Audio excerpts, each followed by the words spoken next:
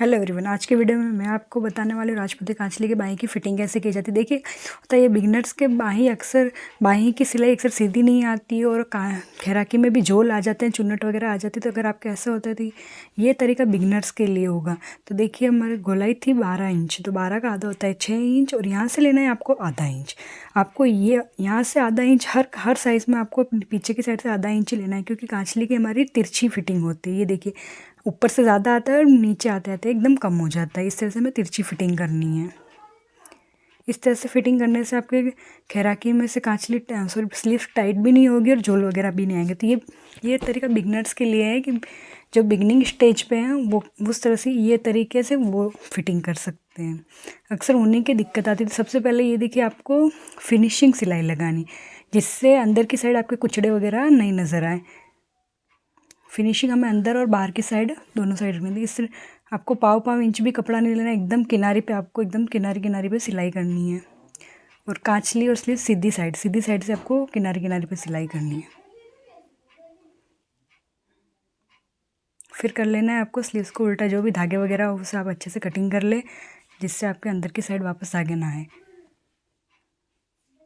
और फिर कर लेना है आपको स्लीव्स को उल्टा, और फिर आपको एक इस पर दाब सिलाई डाल देनी है कपड़ा जमाने के लिए। तो कपड़ा जमाने के लिए इस तरह से देखिए एकदम अच्छे से आपको कपड़ा जमाते हुए सिलाई करनी है। ये देखिए एकदम किनारे पे, ऐसे नहीं कि आप पहले स्टार्टिंग अगर आपने ये सिलाई सही नहीं मारी तो आपके कांचली स्लीव्स में और खैराकी में झोल आएंगे ही। पर ये सिलाई मारते हुए आपको एकदम अच्छे से सिलाई मारनी है। फिर आपको फिटिंग की स्टिच मारनी है। तो फिटिंग के लिए हमने पहले ही मार्क कर रखा है।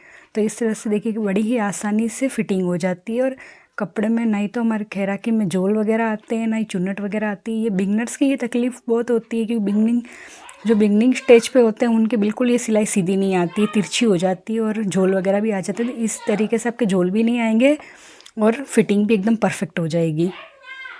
अभी देखिए मैं आपको बताती हूँ, ये देखिए कितनी सुंदर एकदम कितनी अच्छी सी फिटिंग हुई, बिल्कुल भी झोल वगैरह कुछ नहीं आया हमारे, एकदम जैसे टेलर फिटिंग करते हैं उस तरह से फिटिंग हुई है।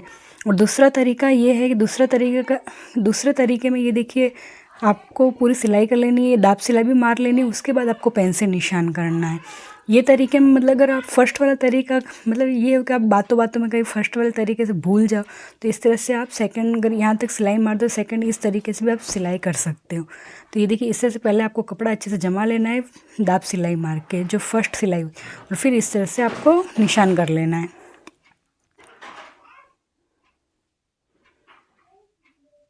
आप तीनों तरीके से सिलाई करोगे, तीनों ही तरीके में फिटिंग और फिनिशिंग सेम आती है। बस ये है कि आप इन तीनों तरीकों से आप सिलाई कर सकते हो। आपको जो पसंद हो आप उस तरीके से कर सकते हो।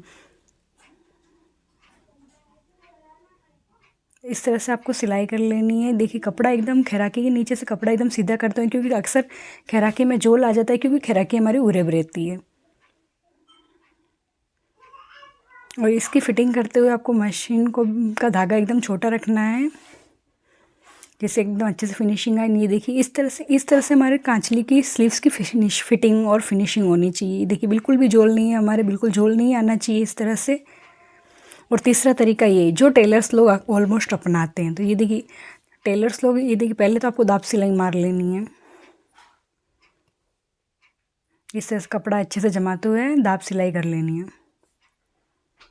वो जो दो तरीके हैं वो बिगनर्स लोग अपनाते हैं, मतलब बिगनिंग स्टेज पे उनके लिए है कि जिनके सिलाई सीधी नहीं आती है और उनके झोल वगैरह आ जाते हैं उनके लिए।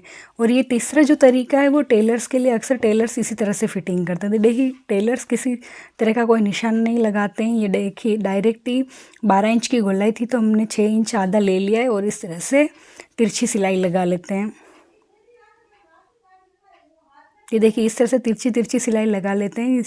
टेलर्स लोग अक्सर इसी तरह से फिटिंग करते हैं। फिटिंग का रिज़ल्ट तीनों में ही सेम आता है, बस ये कि तरीके अलग अलग है। और ये एक्सपीरियंस वाले लोग करते हैं, जिन्हें काफ़ी सालों का एक्सपीरियंस हो जाता है, तो ये क्या डायरेक्ट तिरछी सिलाई मार देते हैं, जिससे भी उनकी फ़िटिंग सेम आ जाती है। और वो दो फर्स्ट तरीके इसलिए कि मतलब उन्हें एक्सपीरियंस नहीं होता, तो उनकी सिलाई थोड़ी तिरछी वगैरह हो जाती है और मन में डर सा रहता है। पर टेलर्स लोग को आदत हो जाती है। ये देखिए हमारे इसमें भी एकदम अच्छे से सीधी सिलाई आई है और एकदम अच्छे से फिनिशिंग आई है। ये देखिए इसमें इसमें इस तरह ये देखिए, ये दावें हाथ की तरफ मतलब बाएं हाथ की तरफ से अगर आप सिलाई नहीं मार पाओ तो आपको खैराकी की साइड से माप कैसे लेना है मैं आपको ये बताने वाली हूँ।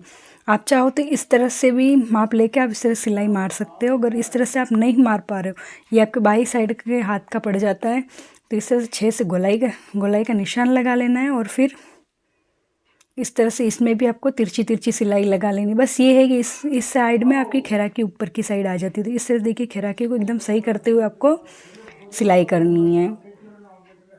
अक्सर खैराकी में ही प्रॉब्लम आती है, बाकी सिलाई की फिटिंग एकदम सेम आ जाती है। देखिए अगर आप खैराकी में सिलाई सही नहीं लगे तो चुन्नट वगैरह आ जाती है, झोल वगैरह आ जाते हैं। और कभी कभी तो ये होता है खैराकी हमारी लटकने लग जाती है, ये भी दिक्कत आ जाती है। तो इस तरह से आप इस तरह से निशान करके लगा, आप चाहो तो आप तीनों तरीक़ों से फिटिंग कर सकते हो जो आपको अच्छा लगे।